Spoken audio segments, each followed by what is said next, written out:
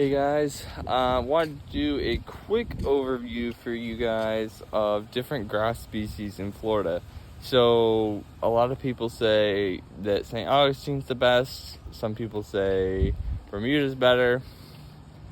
I want to show you lawns that I mow every week so you guys can just take a quick look and see. I have a favorite lawn as far as ease of maintenance and looks in the summertime. Now I will say this type of lawn does go pretty dormant in the wintertime, so you're not going to mow that much. It's going to be a lot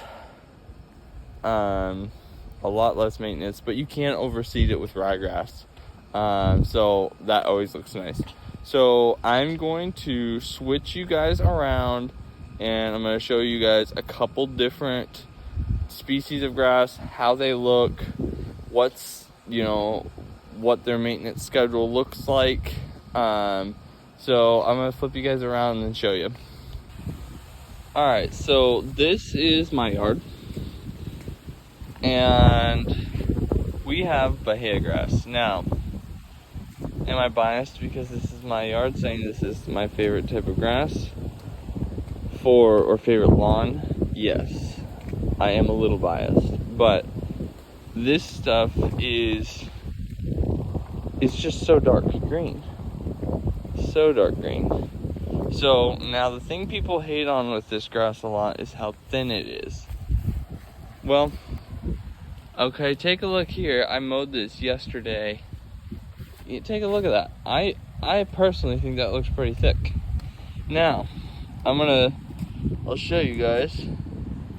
That's where people get the, oh my gosh, it's so thin. Well, it definitely is thinner.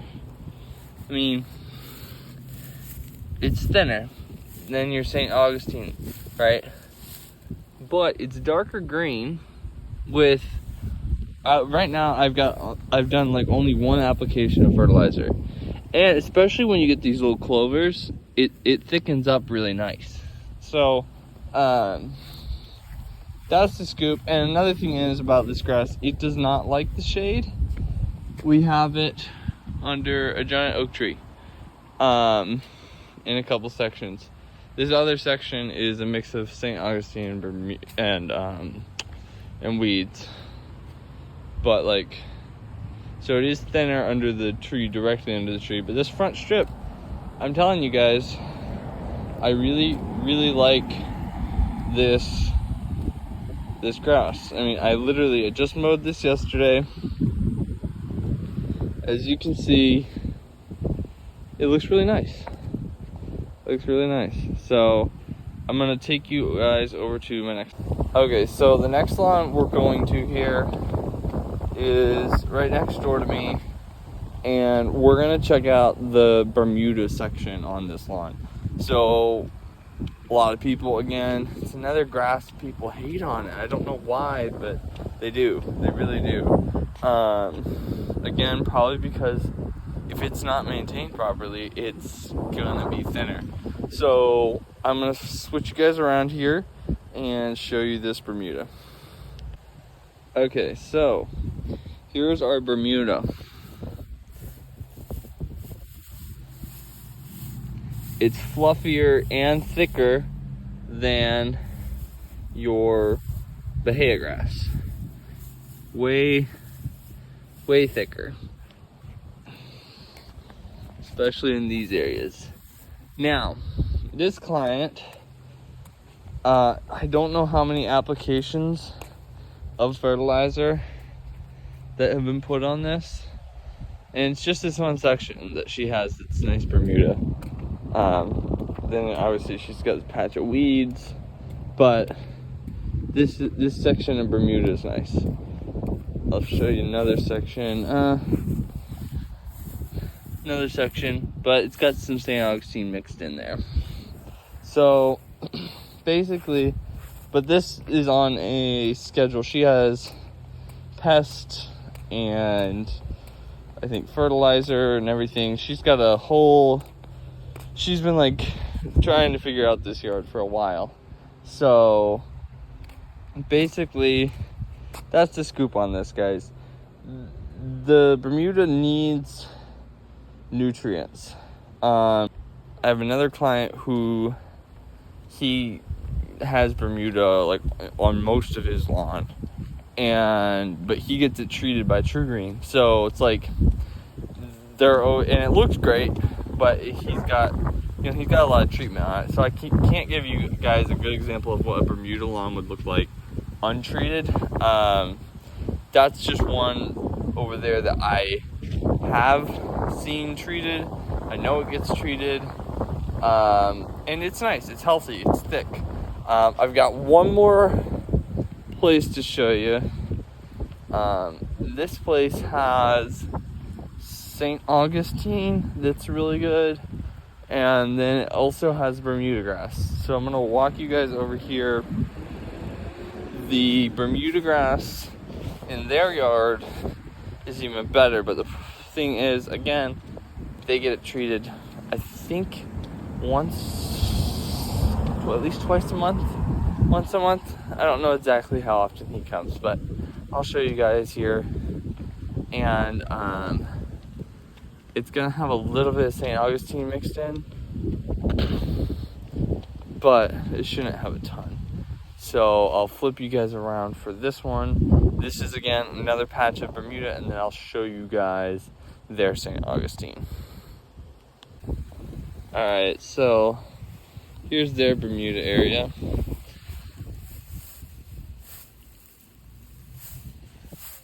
Super thick. Super thick. I mean, I cut this at 4.5 inches. So, it takes a while to get down to the bones there. So that's your 4.5 inch Bermuda. It's cut really high, honestly. They water a lot, and like I said, it gets treated. But like I said, it's very nice. I really like the Bermuda. It's got it is not a shiny grass, so it's a little tougher to stripe if you like striping. But again, it's a nice grass. It just has a different hue to it. It's kind of got a silvery green look to it. At least the common Bermuda. Again, I doubt that they planted hybrid Bermuda. It's probably because we're in Florida, so it's like this is like common Bermuda that just is growing. So one quick thing I'll also show you, and I'll just show you, I guess I'll just show you the lawn in general. It is got one extra species of grass that I don't like. You might be able to tell, you might not. I will point it out. But basically, this whole backyard here that I'm about to show you is a mix of Bermuda and St. Augustine. I know a ton of you guys will probably hate the idea of that.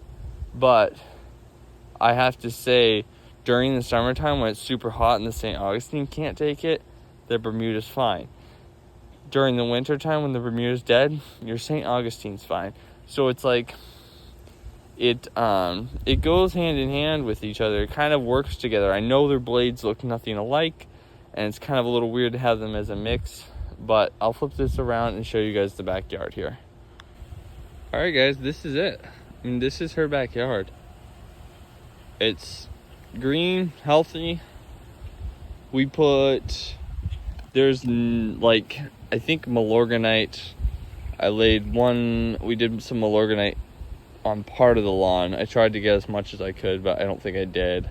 And then up here, like about where this tree is, we came back and did, it was like a weed and feed. So, but yeah, this is the mix. So as you can see, I mean, I think it looks pretty good. I honestly really like the mix because, like I said, during the winter time, St. Augustine thrives, and during the summer, Bermuda does great. So it's a happy medium in my opinion. Again, I know some people are going to disagree with me, but I think that looks nice. I'll take you over here. This is another Bermuda patch from the next door neighbor's lawn. And I, again, cut this at 4.5, and it's nice and thick. But honestly, it lacks, like, for Bermuda for me needs to be cut at like 2-3 inches. I guess it can be cut at 4.5, but it's like most of these lawns have some St. Augustine twos. I kind of like it shorter, but it does look nice. It's healthy. So there's that. I'm gonna take you guys over to the St. Augustine yard, which is actually the one I just showed you there, just that they have a different patch. So I'll get back with you guys there. So here's the St. Augustine patch.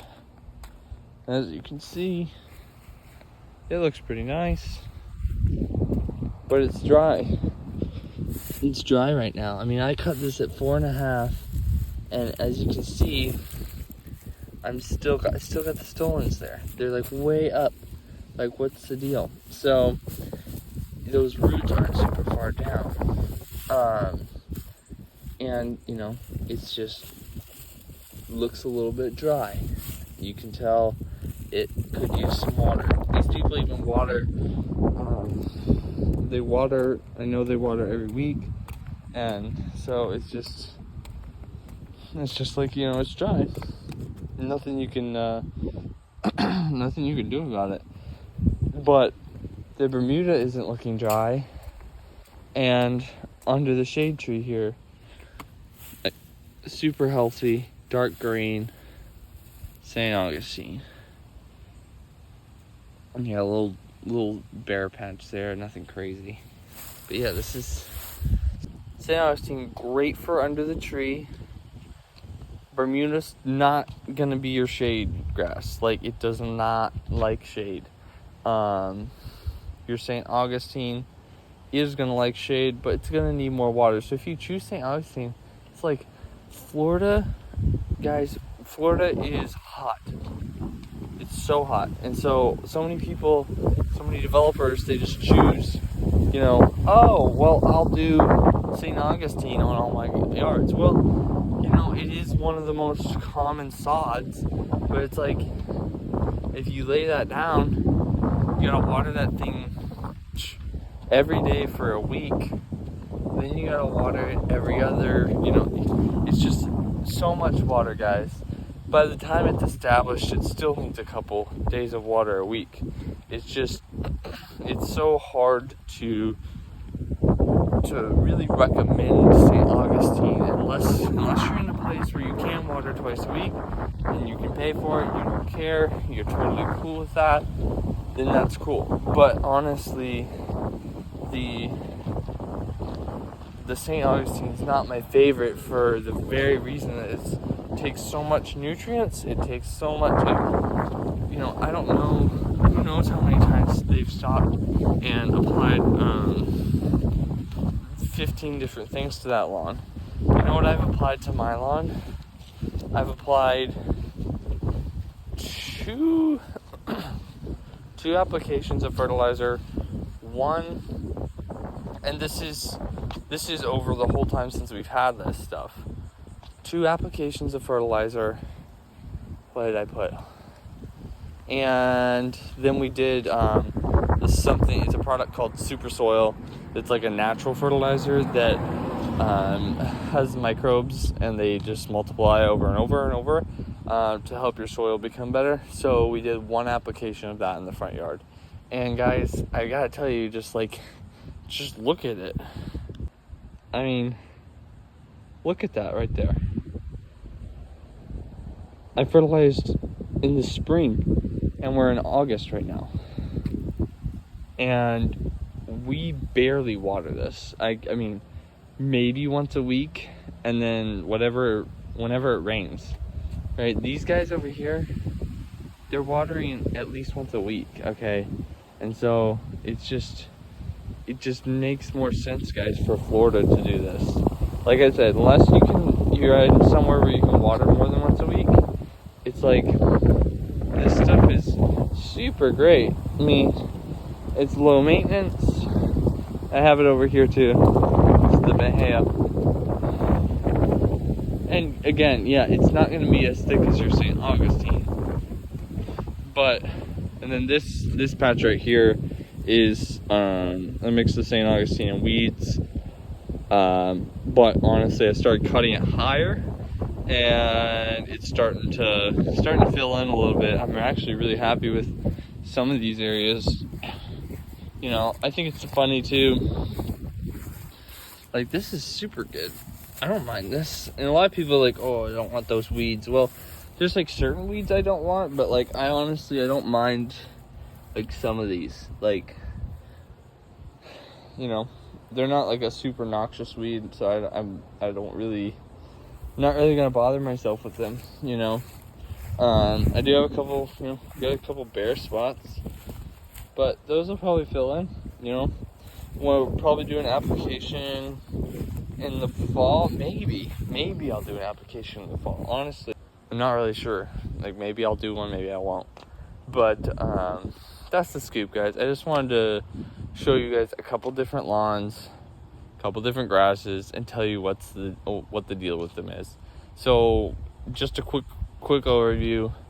St. Augustine, good in the shade, needs a ton of water and fertilizer to look nice.